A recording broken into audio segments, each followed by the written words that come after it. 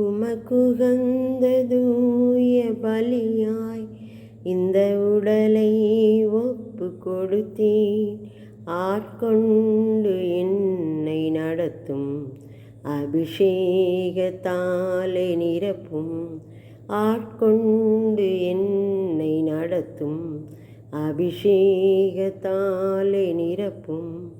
அப்போஸ்தலர் 9:16 பவுல் அப்போஸ்தலனை குறித்து கர்த்தர் சொல்லுவார், அவன் என்னுடைய நாமத்து நிமித்தம் எவ்வளவாய் பாடுபட வேண்டும் என்பதை நான் அவனுக்கு காண்பிப்பேன். பார்த்தீங்களா, பவுல் அப்போஸ்தலன் தீங்கு அனுபவிச்சார் தன்னுடைய வாழ்க்கையில். அவன் என்னுடைய நாமத்துக்காக அவன் எவ்வளவா பாடுபட வேண்டும் என்பதை நான் அவனுக்கு காண்பிப்பேன் அப்படிங்கார். ஏன்னா அவன் நான் தெரிந்து கொண்ட பாத்திரம் அப்படிம்பார். ஏன்னா பவுல் அப்போஸ்தலன் கிறிஸ்தவங்களை துன்பப்படுத்துவார். ஆண்டவர் அறிஞ்சவங்க இயேசு கிறிஸ்துவை ஏற்றுக்கொண்டவங்களை துன்பப்படுத்துவார்.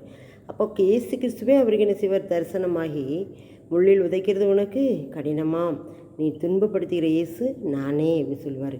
அப்போ தான் அவர் சொல்லுவார், ஆண்டவரே நான் என்ன செய்ய சித்தமாக இருக்கிறீர் அப்படின்னு சொல்லுவோன்னது, நீ அனனியாகிட்டப்போ உன்னுடைய அவர் கண்ணு குருடாக இருந்த வெளிச்சத்தில் நீ அனனியாட்டப்போ உன்னுடைய கண்களை திறப்பாருன்னு சொல்லி அனனியாட்ட அனுப்புதார்.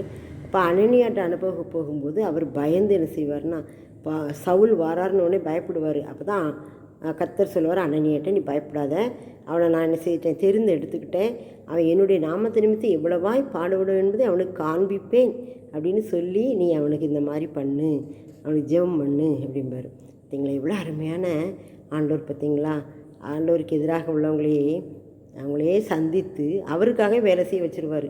இந்த நாளிலும் கூட எத்தனையோ பேர் என்ன சுவிசேஷத்துக்கு ஊழியர் செய்கிறவங்கள பார்த்தீங்கன்னா, நான் அப்படி தான் கிறிஸ்தவங்களை துன்பப்படுத்தினேன், பைபிளெல்லாம் எரித்தேன், ஆனால் என்னை தெய்வன் தெரிந்து கொண்டா, இன்றைக்கி அந்த பைபிளை நானே தூக்கி சுமந்துட்டு இருக்கேன் அப்படின்னு சொல்லி சாட்சி சொல்லுவாங்க.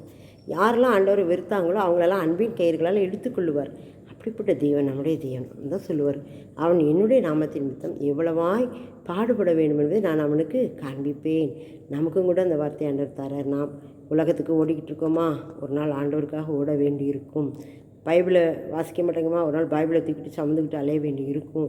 அப்படி மாற்றிடுவார். அவருக்கு அன்பின் கயிறுகளால் இழுத்துக்கொண்டு அவருக்காக ஊழியம் செய்ய வச்சிருவார். நாம் அப்படிப்பட்ட சிலாக்கியத்தை நாம் பெற்றுக்கொண்டிருக்கிறோமில்ல, அவருக்கு நன்றி சொல்லுவோம். ஆமென்.